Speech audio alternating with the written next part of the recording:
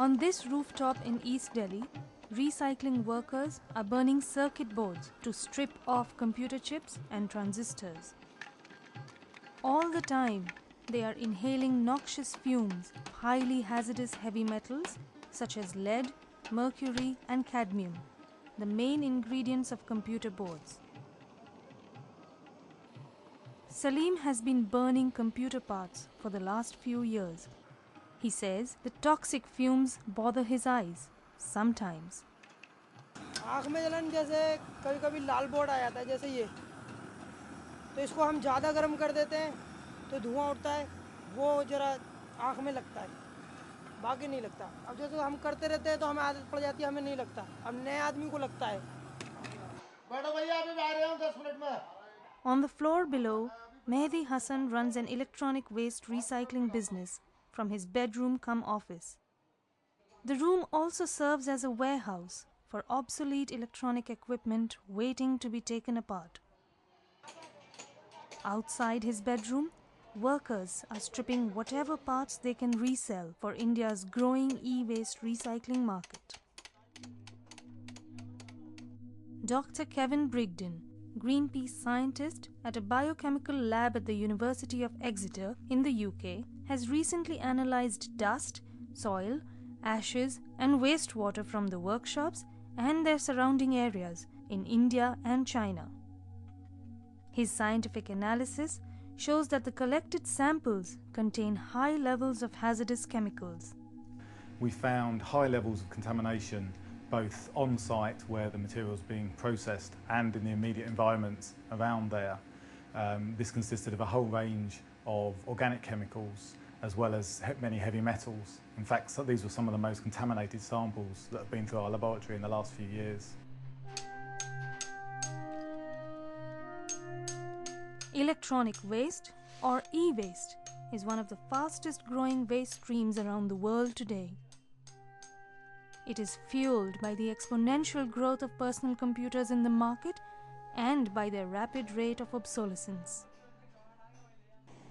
Today, the highly toxic content of electronic equipment is posing a threat to human health and the environment.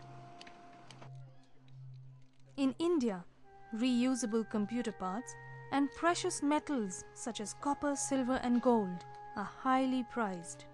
The precious material is copper. Copper has got a highest value in India and throughout the world.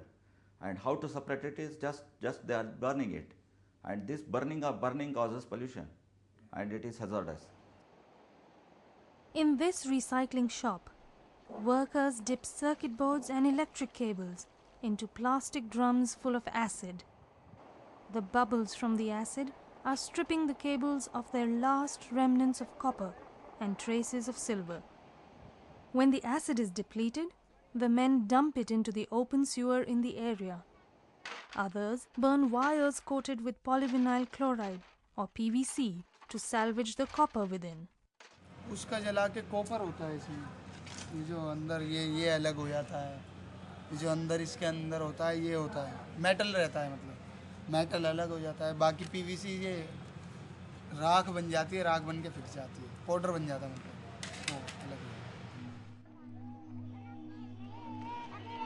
The residents say large piles of PVC-coated wires are burnt here a few times a month in this open field where children play cricket. They say a huge cloud of toxic smoke containing organic chemicals such as brominated flame retardants and PCBs covers the school next to the playground, jeopardizing the health of these children. Cathode ray tubes, or CRTs, and computer monitors contain high levels of poisonous lead. The workers coat lead powder over used CRTs before shipping them off to the second-hand market. Computer batteries, like the ones this child is chopping, contain highly toxic cadmium. Dr. Brigden says these chemicals cause devastating effects on the workers' health. Well, the heavy metals we found have a range of toxic effects. Metals like lead and mercury are particularly toxic to the nervous system, primarily on the developing nervous system in children, and effects have been seen even at low levels, things like affecting the IQ of children. Heavy metals like cadmium are toxic to the kidneys, and the effects will accumulate over time with ongoing exposures. The organic chemicals we found, many of them are bioaccumulative. They will build up in human tissues, and many have been linked with effects on the hormone system and other neurological impacts. While India emerges as a technology powerhouse, poverty, cheap labour and rampant corruption make it a prime market for the dumping and burning of electronic waste.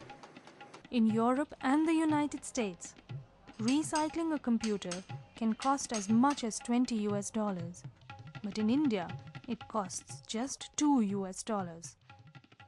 India's low recycling cost attracts e-waste from the United States, Europe, East and Southeast Asia, and from the Middle East. Environmentalists say manufacturers are responsible by using hazardous chemicals in their products that harm workers in recycling yards and their environment. All the multinationals and the corporation, they have to phase out the chemicals from the products so that we have the cleaner product and easy to recycle. And also they have to have take back policy so that these discarded products doesn't ended up in the street of the Delhi. None of these women know the potential danger that toxic chemicals from these electronic parts pose to their health. Despite the ban on imports from developed countries, e-waste continues to pour into India to be recycled for its cheap labor and the profit generated by the e-waste recycling industry. Environmentalists say it is possible to substitute the hazardous chemicals with safer alternatives.